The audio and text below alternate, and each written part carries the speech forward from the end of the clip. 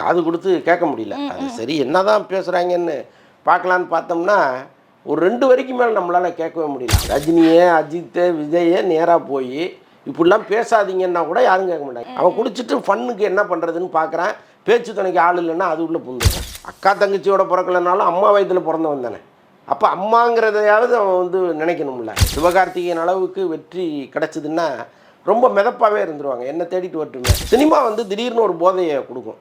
நாம தான் பெரிய ஆளுங்கிற ஒரு எண்ணத்தை உருவாக்கும்.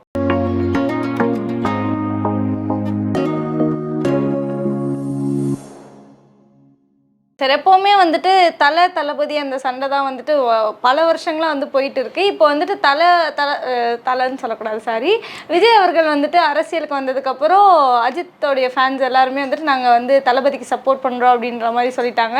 இப்போ நடுவில் வந்துட்டு ரஜினிக்கும் விஜய் சாருக்கும் வந்துட்டு ஒரு ஃபைட் மாதிரி போச்சு. இந்த காக்கா கழுகு கதை அப்படியே பேக் ஸ்டோரிலாம் போனோன்னா அதில் ஸ்டார்ட் ஆகி இப்போ வந்துட்டு ஒரு ஆடியோ வேறு வந்துட்டு இப்போது வைரலாக போயிட்டு இருக்கு.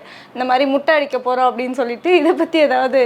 இல்லைங்க, அது வந்து ரொம்ப அநாகரிகமான ஒரு பதிவாக இருந்துச்சு. நான் போய் காது கொடுத்து கேட்க முடியல. அது சரி என்னதான் பேசுகிறாங்கன்னு பார்க்கலான்னு பார்த்தோம்னா ஒரு 2 வரைக்கும் மேலே நம்மளால் கேட்கவே முடியல. அவ்வளோ அசிங்கமாக அதில் பேசுகிறாங்க. இவங்களுக்கெல்லாம் அடிப்படையில் ஒரு விஷயம் புரிய மாட்டேங்குது. இப்போ அஜித்தும் விஜயும் கட்டி புரண்டு சண்டை போட்டுக்கிட்டு இருக்காங்கன்னு இவங்க நினச்சிட்டு இருக்காங்க. அதுதான் இவங்களுக்குள்ளே இருக்கிற ஒரு அறியாமைன்னு நான் நினைக்கிறேன். அவங்க எல்லாமே வந்து ஃப்ரெண்ட்லியாக தான் இருக்காங்க. அதே மாதிரி ரஜினியும் விஜயும் கூட அந்த எனிமிட்டிங்கிறது வந்து படங்களில் இருக்கலாமே தவிர அதை தாண்டி பர்சனல் லைஃப்பில் அவங்களுக்கு இருக்க போகிறதில்ல. இவர் மண்ணா போகணும்னு அவரும் நினைக்க மாட்டார், அவர் மண்ணா போகணும்னு இவரும் நினைக்க மாட்டார். ஸோ இப்படிப்பட்ட சூழலில் ரசிகர்கள் ஏன் இவ்வளவு கேவலமான வார்த்தைகளை பயன்படுத்தி சண்டை போடுறாங்கன்னு நமக்கு புரியவே இல்லை. இது வந்து அவனை அறிவை யோசித்து என்னடா இவ்வளோ கேவலமாக நம்ம பேசுகிறோமே, நம்ம வீட்லேயும் பெண்கள் இருக்காங்களே, நம்ம வீட்டு பெண்களை 4 பேர் இப்படி பேசுனா நமக்கு எவ்வளோ அசிங்கமாக இருக்கும் அப்படிங்கிறதெல்லாம் இவங்க முதல்ல உணரணும். அக்கா தங்கச்சியோட பிறக்கலைனாலும் அம்மா வயதில் பிறந்தவன் தானே. அப்போ அம்மாங்கிறதையாவது அவன் வந்து நினைக்கணும்ல. ஸோ இது எதையுமே நினைக்காம வார்த்தை பிரயோகங்களை சொல்கிற ரசிகர்களை தான் நான் சொல்கிறேன். எல்லாரையுமே நான் சொல்லலை. இதில் நல்லா படித்தவர்கள், நாகரிகமானவர்கள், மருத்துவர்கள், வழக்கறிஞர்கள்லாம் இருக்காங்க. அவங்கெல்லாம் ஒரு படத்தை நியாயமாக பார்க்குறது, அணுகிறது, ரசிக்கிறது போயிடுறாங்க. பட் ரொம்ப இந்த கீழ்மட்ட லெவலில் இருக்கிற ஒரு கூட்டம் வந்து யாரை அவங்க ரசிக்கிறாங்களோ அவங்களையே கேவலப்படுத்திடுறாங்க. இது வந்து மாறணும். இதை எங்கே போய் எஜுகேட் பண்ணுறது எப்படின்னு புரியவே இல்லை. இப்போ ஒரு காலத்தில் இவ்வளவு மோசமாலாம் இருந்ததில்லை. சண்டை போடுவாங்க. பட் இவ்வளவு கேவலமாக நான் அது ஒரு வார்த்தை கூட கேட்க முடியாத அளவுக்கு சண்டை போடுறது ரொம்ப அசிங்கமாக இருக்குது.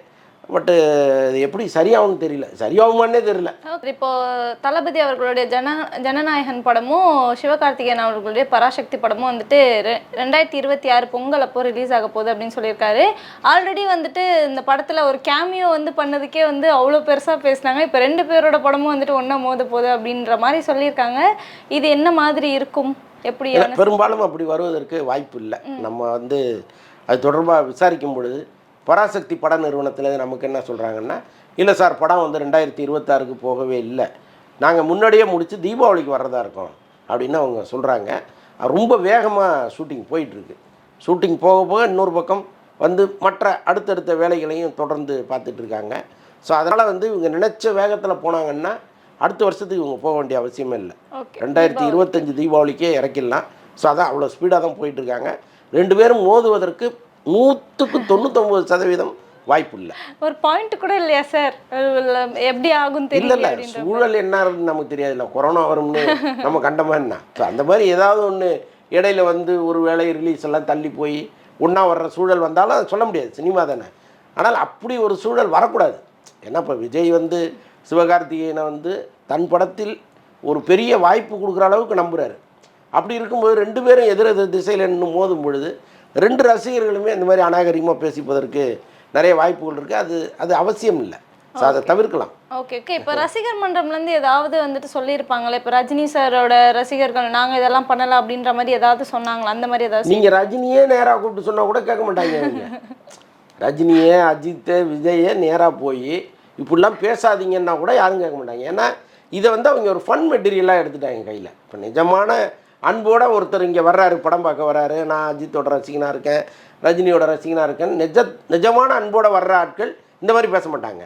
ஒரு ஃபன்னுக்காக வரோம் பார்த்தீங்களா. சாயங்காலம் குடிச்சிட்டு எங்கேயாவது அடிதடி பண்ணணும்னு ஒரு கூட்டம் ஒன்று இருக்குல்ல, இந்த கூட்டம் வந்து இன்னைக்கு சோஷியல் மீடியாவுக்குள்ளே வந்துருச்சு. அவன் குடிச்சிட்டு ஃபன்னுக்கு என்ன பண்ணுறதுன்னு பார்க்குறான், பேச்சு துணைக்கு ஆள் இல்லைன்னா அது உள்ளே புந்துடுறான். அங்கே அவன் நினைக்கிறதெல்லாம் பேசுகிறான். இது வந்து காவல்துறை தான் கட்டுப்படுத்தணும். ஒரு 10 பேரை பிடிச்சி அங்கங்கே எவன்லாம் இவ்வளோ அசிங்கமாக பேசுகிறானோ பிடிச்சி உள்ளே போட்டிங்கன்னு வைங்களேன், அதுக்கப்புறம் இது பெருமளவு குறையும். Okay sir. இப்போ ஜனநாயகம் படத்தோட பெருசான ஒரு ஃபைட் சீக்வன்ஸ் வந்து முடிஞ்சிருக்கு, ஷூட்டிங் வந்து போயிட்டு இருக்கு அப்படின்ற மாதிரி சொல்லியிருந்தாங்க. அதில் ஸ்ருதிஹாசனுக்கும் வந்துட்டு ஒரு கேரக்டர் கொடுத்துருக்காங்க, மெயின் ரோல் கொடுத்துருக்காங்க அப்படின்ற மாதிரி சொல்லியிருக்காங்க. ஆல்ரெடி கூலிலேயே அவங்க நடிச்சிருக்காங்கன்ற மாதிரி நியூஸ் எல்லாம் வந்திருக்கு. இப்போ வந்துட்டு ஆல்ரெடி புலியில் இவங்க 2 பேரும் பண்ணியிருக்காங்க. இப்போ இதில் என்ன கேரக்டராக இருக்கும் அப்படின்ற மாதிரி ஏதாவது? இது ரொம்ப ஆரம்பகட்ட பேச்சுவார்த்தையாக இருக்குது. அது உங்கள் உள்ள வருவதற்கான சூழல் இன்னும் வரல. பேசிகிட்டு இருக்காங்க. அவங்க இருந்தால் நல்லாயிருக்குங்கிற மாதிரி ஒரு பேச்சுவார்த்தை போயிருக்கு, அவ்வளோதான். அதுக்கு அதை தாண்டி இன்னும் போகலை. ஓகே. கூலியில் என்ன கேரக்டர் பண்ணுறாங்க? கூலியில் அவங்க சத்யராஜ் மகளா பண்ணுறாங்க. Okay sir.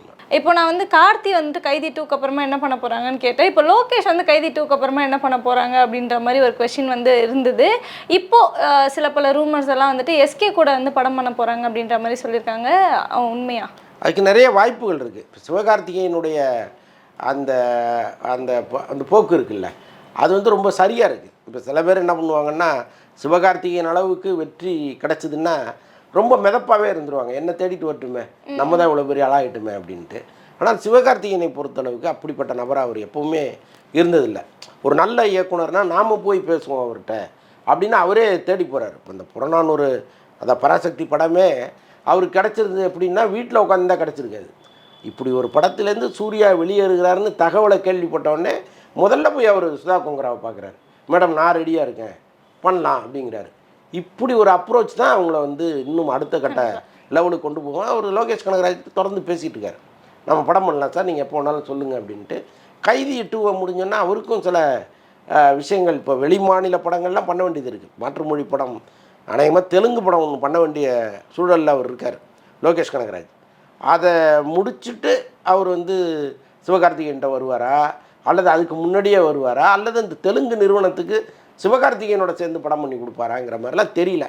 எல்லாமே ரொம்ப ஆரம்பகட்ட பேச்சுவார்த்தையாக இருக்குது. சார் இப்போ வந்துட்டு லோகேஷ் கனகராஜ் அவர்கள் வந்து முன்னாடியே வந்து சொல்லியிருந்தாரு, நான் வந்து 10 படம் தான் பண்ணுவேன், அந்த 10 படத்துக்கு அப்புறம் வந்துட்டு என்கிட்ட வேலை செஞ்சவங்களுக்குலாம் நான் வந்துட்டு பட வாய்ப்புகள் கொடுக்க போகிறேன் அப்படின்ற மாதிரி சொல்லியிருந்தாரு. ஆல்ரெடி கவுண்ட் வந்து ஒரு 7-8 கிட்ட வந்துருச்சு. நிஜமாவே ஒரு 10 படம் தான் பண்ணுவாரா? இது என்ன சொல்கிறதுன்னு அரசியல் சாசனமா சொன்னது தான், கல்வெட்டில் எங்கேயாவது பதிவு பண்ணி வச்சாங்களா என்ன? ஒரு உணர்ச்சி வசப்பட்டு சொல்கிறது தானே. இப்போ முன்ன மாதிரி இல்லை. இப்போ வந்து இப்போ வர்ற இயக்குனர்கள் வந்து ரொம்ப தாராள மனசோடவும் இருக்காங்க, கொஞ்சம் பெருந்தன்மையாக நடந்துக்கிறாங்க. இப்போ அவங்க வந்து அவங்களோட ட்ராவல் பண்ணுற இணை இயக்குனர், துணை இயக்குனர்களுக்கெல்லாம் நல்ல கதை வச்சுருந்தா வாய்ப்பு கொடுக்குறாங்க. முருகதாஸ் பண்ணுறாரு, இன்னும் பல பேர் பண்ணுறாங்க இங்கே.